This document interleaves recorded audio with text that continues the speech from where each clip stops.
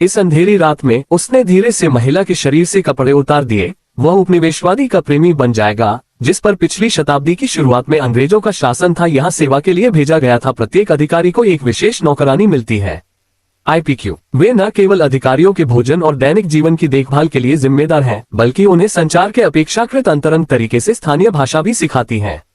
इस प्रकार की महिला को शब्दकोश प्रेमी भी कहा जाता है, सिवाय इसके कि वे विवाह में प्रवेश नहीं कर सकती हैं और उनका शेष जीवन सामान्य विवाहित जीवन से अलग नहीं है। माइक एक युवा व्यक्ति है जो अपने पिता की इच्छा के अनुपालन में इस सुदूर आदिम संग्रहालय में स्थानीय शिक्षा विकसित करने की आशा से आया था। यहाँ ज्ञान के बीज जिस व्यक्ति ने उन्हें प्राप्त किया वह हेनरी था। वह माइक के पिता का करीबी दोस्त था। उसने बस रहने के लिए जगह की व्यवस्था की और फिर जल्दी से चला गया। हेनरी ने उसके प्रश्न का उत्तर नहीं दिया और केवल माइक से कहा कि वह कल एक स्थानीय विवाह शिक्षा कार्यक्रम में भाग लेगा। जब माइक ने इस अजीब भूमि पर कदम रखा तो जनजाति की सभी महिलाएं उसे उत्सुकता से देख रही थीं। उसे सबके साथ एक गिलास चावल की शराब पीनी थी। इस समय माइक को अपने बगल में रॉड से मदद मांगने की उम्मीद थी। माइक को एक घूंट में सारी चावल की वाइन पीने के लिए मजबूर होना पड़ा। हालांकि जब वह वाइन प्रदर्शनी में लौट रहा था तो उसने एक ऐसा चेहरा देखा जिसे वह अपने जीवन में कभी नहीं भूलेगा। ऐसा लग रहा था कि यहाँ के रीति रिवाजों से अभ्यस्त होने के बाद वह बार बार उसके पास जाने लगा, शराब पीने लगा और बेहोश होकर बातें करने लगा।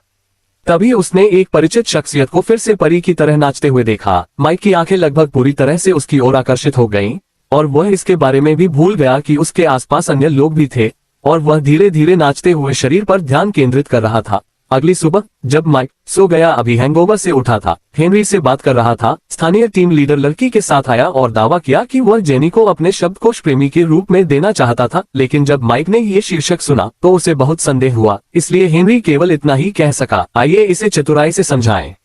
जेनी की सरल और सीधी स्वीकारोक्ति ने माइक को तुरंत खड़ा कर दिया। वह इस हास्यास्पद व्यवहार को अपने मन में स्वीकार नहीं कर सका। जेनी ने कहा कि उसकी माँ भी एक शब्दकोश प्रेमी थी। हालांकि जेनी उसके सामने थी, एक परी की तरह सुंदर, लेकिन इस बार तीन विचारों के नियम माइक के लिए अस्वीकार्य थे, इसलिए उसने दूसरे पक्ष को पूरी तरह से खारिज कर दिया। उसने सोचा कि ऐसा करके वह एक सज्जन व्यक्ति बन रहा है, लेकिन उसे उम्मीद नहीं थी कि उसके विनम्र इनकार ने जेनी को ऐसा बना दिया चेहरा खोना, क्योंकि उपनिवेश बनने के बाद यह उनकी जनजाति का रिवाज था। नए आए किंग्सुओ ने माइक के इस कदम पर आपत्ति जताई, जिससे हेनरी तुरंत नाराज हो गए, जैसे कि उन्होंने स्थानीय कानून का उल्लंघन किया हो। अंततः मजबूर परिस्थितियों में माइक केवल जेनी के रहने के लिए सहमत हो सके, एक शब्दकोश के रूप में, लेकिन वह केवल एक भाषा शिक्षक के रूप में काम कर सकती थी। वे प्रेमियों में विकसित हुए, लेकिन इससे पहले कि हेनरी कुछ कह सके, जेनी ने पहले उत्तर दिया, इसलिए जेनी स्वाभाविक रूप से उसके साथ रहती थी। लेकिन माइक कभी भी अपने दिल में इस तरह के रिश्ते को स्वीकार नहीं कर सका। दोनों हमेशा एक दूरी बनाए रखते थे, जिससे माइक की भाषा की प्रगति बहुत उलट हो जाती थी, जिसके कारण स्थानीय लोग अक्सर उसे चिढ़ाते थे। लेकिन उनके व्यवहार से जेनी नाराज हो जाती थी। ताकि जितनी जल्दी हो सके स्थानीय संस्कृति से परिचित हो सके, जेनी से सीखने के लिए कड़ी मेहनत करने के लिए धीरे धीरे दोनों लोगों की आपसी समझ दिन ब दिन गहरी होती गई। उनके बीच एक अकथनीय भावना पनपने लगी और वे भूसे के पर्दे के माध्यम से अपने रहस्यों को बताने लगे। दोनों पक्षों में से जल्द जनजाति में एकीकृत होने के लिए माइक अक्सर यहाँ के लोगों के साथ घुल मिल गए और यहाँ तक कि पितृसत्ता के बेटे नार्सिसस से भी अधिक परिचित हो गए। वह त्वरित और मिलनसार थे और चले गए ग्रामीणों पर अच्छा प्रभाव पड़ा। उसी समय वह जेनी के और करीब आ गया। धीरे धीरे उनके भाव धुंधले होने लगे और जल्द ही वे दोनों एक दूसरे के प्यार में पड़ गए। ऐसा लगता है कि माइक ने जेनी को अपनी पत्नी मान लिया है। जेनी के शब्दों ने तुरंत माइक को अवाक कर दिया। कुछ समय बाद हेनरी की बेटी अन्ना ऑक्सफोर्ड विश्वविद्यालय में एक शीर्ष छात्रा थी। वह न केवल प्यारी लग रही थी, बल्कि वह आदिम जनजातियों के बारे में भी बहुत कुछ जानती थी। खाने की मेज पर सभी ने सोचा कि आपको स्थानीय लोगों के लिए भावनाएं नहीं रखनी चाहिए। केवल माइक का विचार अलग था। उन्हें लगा कि शब्दकोश प्रेमियों को भी वह सम्मान मिलना चाहिए जिसके वे हकदार हैं। तब माइक घर लौटने के लिए इंतजार नहीं कर सकते थे। जेनी द्वारा कब्जा कर लिया गया। क्या वह एक सुंदरता है? वह एक सुंदरता है, लेकिन क्या उसका कोई चेहरा है? हालांकि जेनी की बातों में ईर्ष्या की तीव्र गंध थी, फिर भी दोनों एक प्रेमी जोड़े की तरह उलझे हुए थे। बाद के दिनों में एना ने माइक की प्रबंधन क्षमता देखी। वो न केवल यहाँ की भाषा से परिचित थी, बल्कि मतभेदों को भी आसानी से सुलझा लेती थी। दोनों पक्षों के बीच भूमि विवाद माइक के आकर्षण के कारण हो सकता है। यह हो सकता है कि दोनों के मूल्य और विषय समान हो। जेनी को दूर से देखा जाता है, लेकिन यह उसके लिए अफसोस की बात है। लेकिन माइक के पास अपना असंतोष व्यक्त करने का एकमात्र तरीका अन्ना को उसके लिए तस्वीरें लेने से रोकना था। दोनों महिलाओं के बीच हेनरी ने अचानक उसे बुलाया। ये पता चला कि एक मरता हुआ आदिवासी एक अन्य जनजाति में दिखाई दे रहा था। उनकी त्वचा से निकलने वाला चमकीला लाल खून रोवनी जैसा नहीं लग रहा था, इसलिए हेनरी यात्रा की जांच के लिए माइक को नियुक्त करना चाहता था। बेहद खतरनाक था। माइक ने सोचा कि यह उसका अपना व्यवसाय था, लेकिन जाने से ठीक पहले हेनरी दूसरे पक्ष की पत्नी को दूसरे पक्ष की पत्नी मिल गई और दूसरे पक्ष को उम्मीद थी कि माइक मामले की जांच करना छोड़ देगा, क्योंकि वह देख सकता था कि उसकी बेटी को माइक पसंद है बहुत ज्यादा। इसलिए वह माइक को खतरे में नहीं डालना चाहता था और उसने उससे वादा किया कि अगर वह अन्ना से शादी कर सकता है तो वह एक स्कूल स्थापित करने में मदद करेगा। लेकिन माइक ने दूसरे पक्ष को सटीक जवाब नहीं दिया। अगले दिन वह जेनी और शेफ को जांच के लिए जनजाति में ले गया।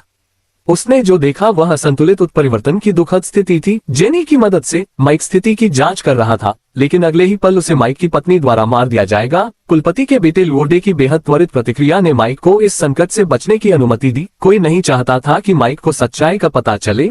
तब माइक, जो सदमे में था, ने लोगों का अनुसरण किया और पता चला कि यह एक था सफेद लोगों का समूह चांदी की खदानों का खनन कर रहा था। लेकिन जब वह फिर से जनजाति में लौटा तो उसने पाया कि इमारत पहले से ही खाली थी और केवल जेनीफूस की झोपड़ी में कमजोर पड़ी थी। आदिवासियों ने उन्हें घेर लिया। उन्हें संदेह था कि माइक प्लेग लाया था। सौभाग्य से जेनी इससे निपटने में मदद करने के लिए वहां थी और सभी को पता चला कि यह अंततः माइक के माध्यम से पारित हो गया था। हमें पता चला कि डचों ने गुप्त रूप से चावल को जहर दिया था। चुपचाप धन प्राप्त करने के लिए इसे जनजातियों तक पहुंचाया गया। परिणाम स्वरूप ग्रामीण प्लेग से पीड़ित प्रतीत हुए, लेकिन वास्तव में वे सभी पुरानी बीमारियों से पीड़ित थे।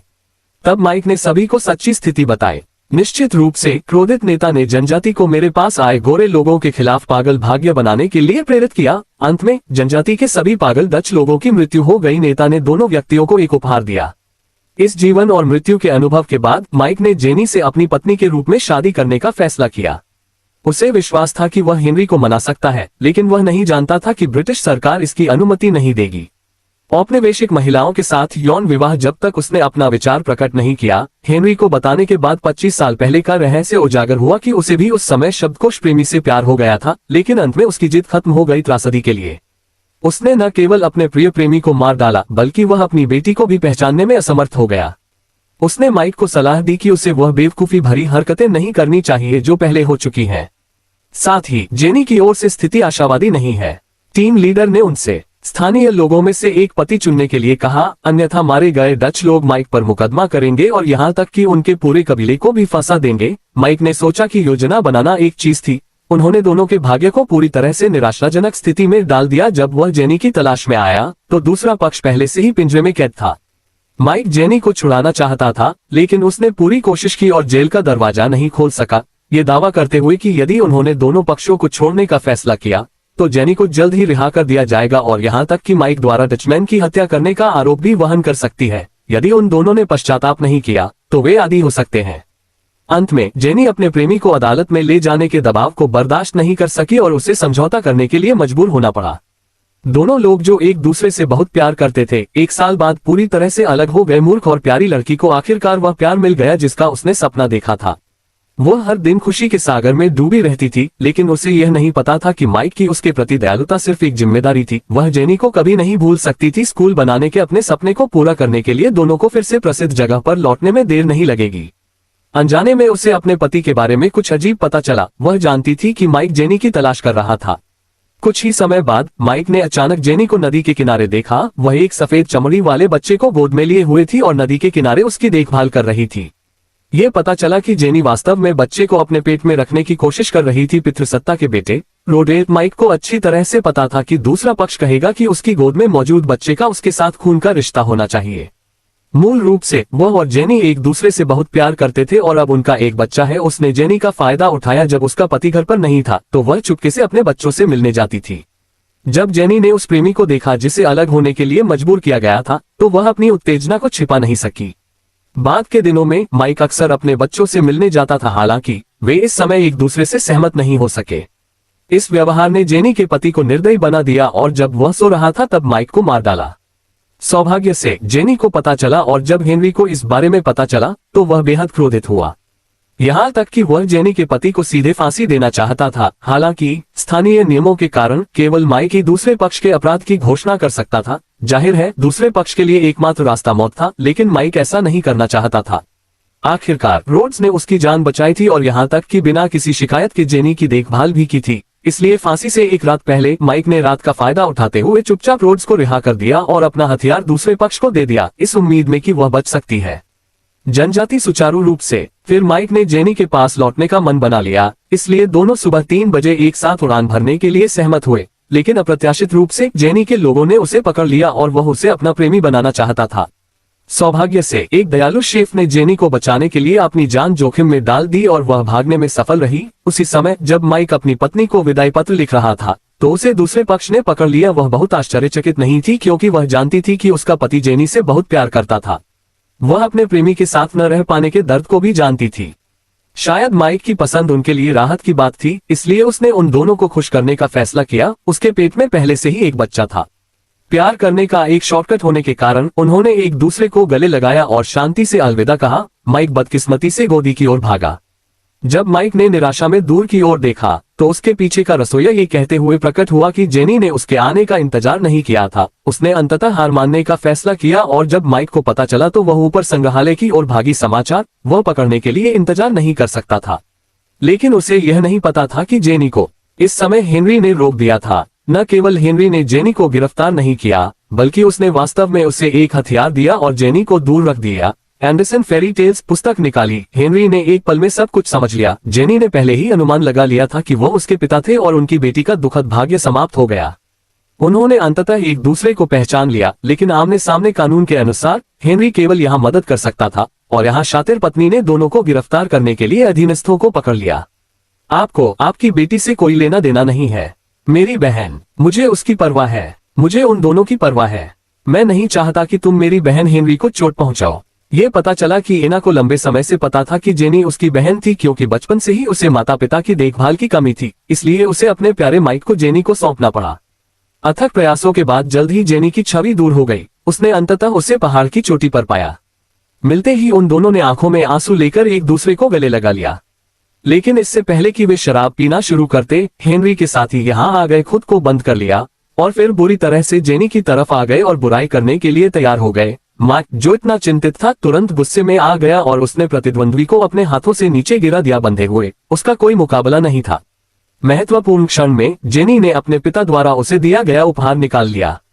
माइक की पिस्तौल ने माइक को बचा लिया, लेकिन जब दोनों खतरे में थे तभी अचानक एक जहरीला कांटा घुस गया एक दूसरे की गर्दन। ये पता चला कि जो जनजाति मारी गई थी वह समय पर आ गई और सो गई। कहानी के अंत में माइक और जेनी पिछली जनजाति में पहुंचे। उन्होंने अपना समृद्ध जीवन छोड़ दिया और इसमें प्यार हो गया आदिम जनजाति। कहानी यही समाप्त होती है। मैं 7वां भाई ताइन हूँ।